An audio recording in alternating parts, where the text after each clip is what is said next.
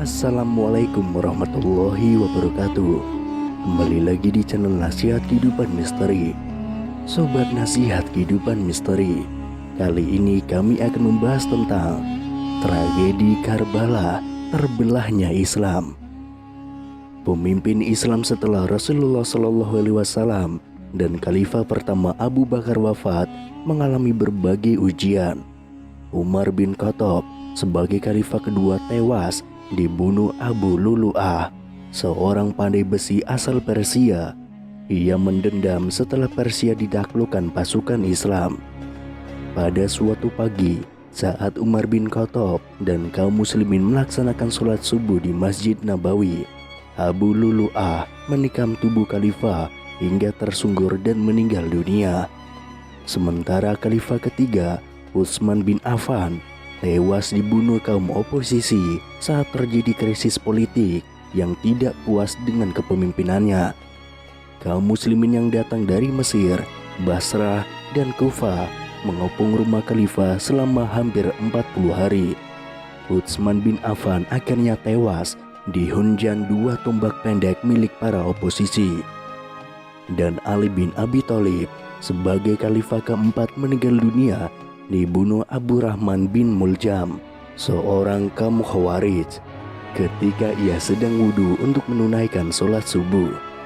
Abdurrahman bin Muljam yang datang tiba-tiba mengayunkan pedangnya yang terhunus. Khalifah keempat itu tidak sempat mengelak hingga pedang mengenai kepalanya dan ia roboh. Beberapa saat kemudian ia meninggal dunia. Sejak kepemimpinan Ali bin Abi Thalib, Muawiyah dari Bani Umayyah yang berkedudukan di Syam atau Suriah terus merongrong. Ia berambisi merebut tampuk kekuasaan Khalifah. 2 hari sepeninggal Khalifah Ali bin Abi Thalib, kaum muslimin di Kufah sebagai pusat pemerintahan Islam membaiat Hasan bin Ali. Menurut Al-Hamid Al-Husaini dalam Al-Husain bin Ali, pahlawan besar dan kehidupan Islam pada zamannya.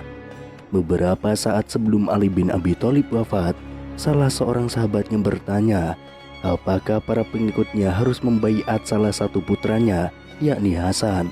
Ali bin Abi Thalib menjawab, aku tidak menyuruh dan tidak melarang. Mulanya Hasan enggan menerima pembaiatan darinya sebagai khalifah, tetapi ia didesak penduduk Kufah sehingga akhirnya menerimanya. Keengganan itu tampak sekali dari sikapnya yang pasif selama 2 bulan sejak dibaiat sebagai khalifah. Selama itu, ia tidak mengambil langkah apapun juga terhadap ancaman Muawiyah bin Abu Sufyan di Syam yang sudah siap siaga hendak mencaplok seluruh dunia Islam.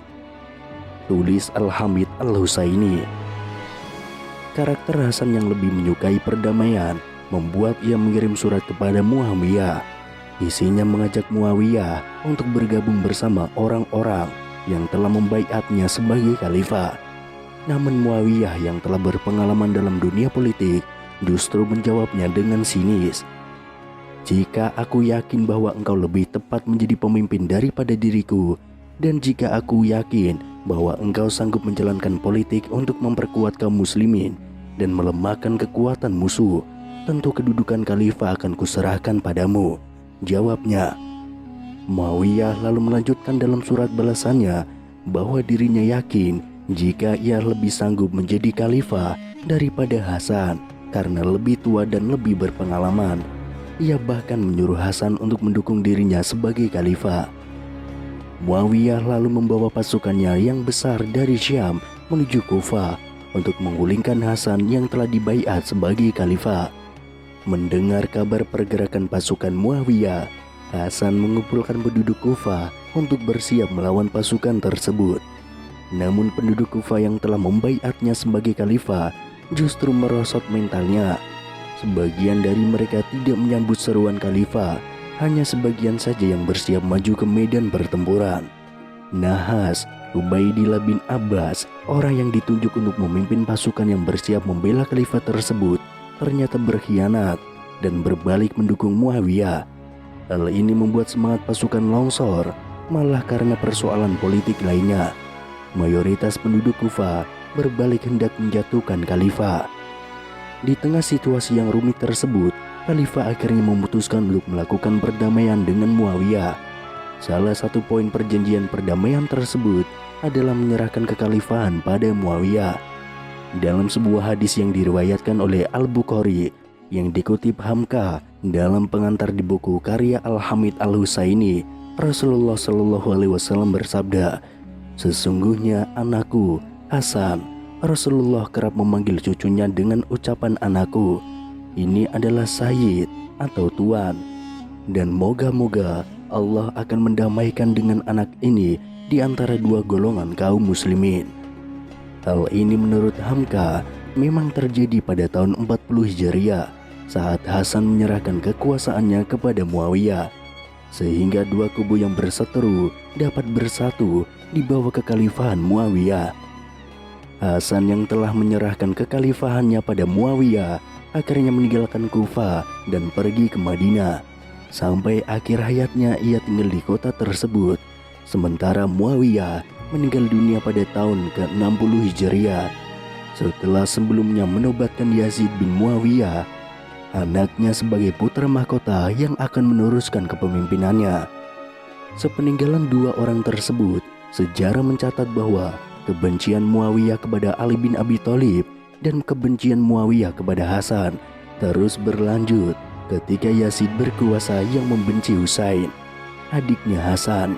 Hal inilah yang akhirnya mengobarkan perang, atau lebih tepatnya pembantaian terhadap Husain dan pengikutnya di Karbala. Dalam catatan Al-Hamid Al-Husaini, kebencian Muawiyah terhadap Ali bin Abi Thalib dilatari tiga hal. Pertama, fanatisme kekabilahan yang secara turun-temurun menanamkan kebencian dan permusuhan terhadap orang-orang Bani Hashim atau Ali bin Abi Thalib keturunan Bani Hisham. Kedua, karena Muawiyah tahu bahwa dalam peperangan masa lalu antara kaum musyrikin Quraisy dan kaum muslimin, banyak keluarga dan kerabatnya yang tewas di ujung pedang Ali bin Abi Thalib. Ketiga, Muawiyah mengenal tabiat Ali bin Abi Thalib sebagai sahabat Nabi yang keras, membela kebenaran dan keadilan, serta berani bertindak tegas terhadap kebatilan dan kezoliman. Naiknya Yazid sebagai penguasa baru yang berkedudukan di Damaskus, Syam, segera mengintai keselamatan Husain yang tinggal di Madinah. Mata-mata berkeliaran mengawasi gerak-gerik cucu Rasulullah tersebut. Demi keselamatan, ia berserta keluarganya akhirnya pindah ke Mekah. Penduduk Kufah yang semula daerahnya dijadikan pusat pemerintahan kekhalifahan merasa kecewa dengan kepemimpinan Yazid. Mereka mengharapkan perubahan, dan harapan itu mereka sadarkan kepada Husain. Mereka lalu meminta Husain untuk pergi ke Kufah untuk mereka baiat sebagai khalifah. Dalam surat permintaan yang diterima Husain, mereka menyatakan bahwa lebih dari 100.000 penduduk muslimin Kufah telah siap menerima kedatangannya. Meski kabar tersebut merupakan angin segar bagi Husain, karena ternyata ada dukungan yang begitu besar untuk menghadapi kezaliman Yazid, tapi ia tidak buru-buru menerima permintaan tersebut.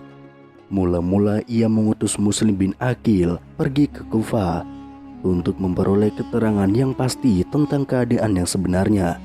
Tidak lama setelah tiba di Kufah, Muslim bin Aqil menuliskan surat kepada Husain yang isinya menginformasikan bahwa penduduk Kufah telah bulat untuk membaiat Husain sebagai khalifah. Namun kabar kedatangan Muslim bin Aqil ke Kufah dan rencana pembaiatan Husain sebagai khalifah terdengar oleh Yazid.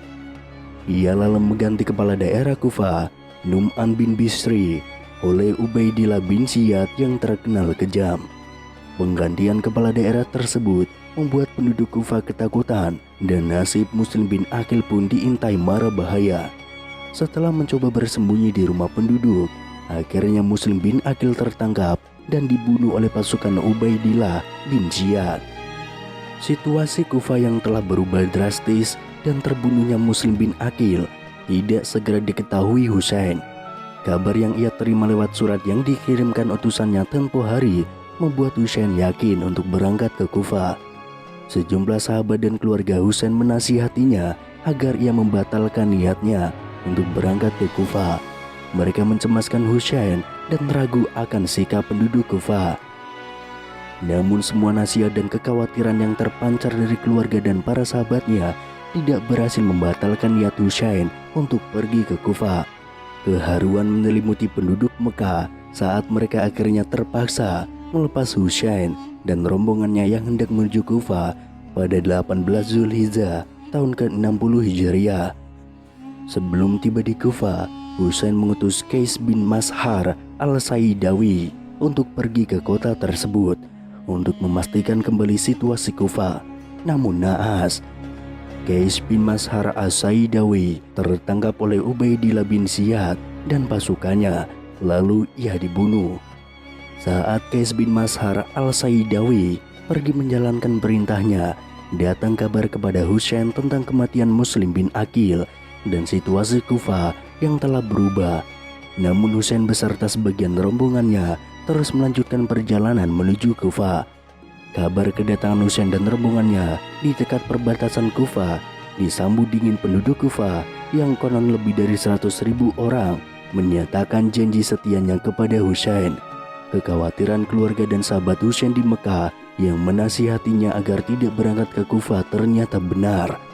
Rombongan Husain tiba di Karbala pada 2 Muharram 61 Hijriah di bawah pengawasan ketat pasukan berkuda utusan Ubaidillah bin Ziyad yang dipimpin oleh Al-Hur bin Yazid At-Tamimi. Sementara Ubaidillah bin Yazid, sang kepala daerah Kufah, kemudian menyiapkan pasukan tempur berkekuatan 4.000 orang dengan persenjataan lengkap yang dipimpin oleh Umar bin Sa'ad bin Abi Waqqas. Pada 10 Muharram 61 Hijriah atau 10 Oktober 680 Masehi, tepat bulan ini 1338 tahun yang lalu, 4.000 pasukan yang dipimpin Umar bin Sa'ad bin Abi Waqqas menyerbu rombongan Husain yang hanya berkekuatan 72 orang, 32 orang pengikut berkuda dan 40 orang berjalan kaki. Selebihnya terdiri dari anak-anak dan perempuan. Pasukan Husain bertempur merengsek menghadapi hujan panah, lembing, tombak, dan ayunan pedang pasukan musuh. Namun mereka akhirnya tumpas. Setelah pasukannya habis, akhirnya Husain pun dibunuh. Perang Karbala merupakan kelanjutan dari riwayat panjang tentang perselisihan dan permusuhan kaum muslimin sepeninggal Rasulullah. Dan perang Karbala pula yang menjadi puncak permusuhan itu menjadi batu tampal dimulainya keterbelahan antara kaum Sunni dan Syiah secara luas di seluruh dunia.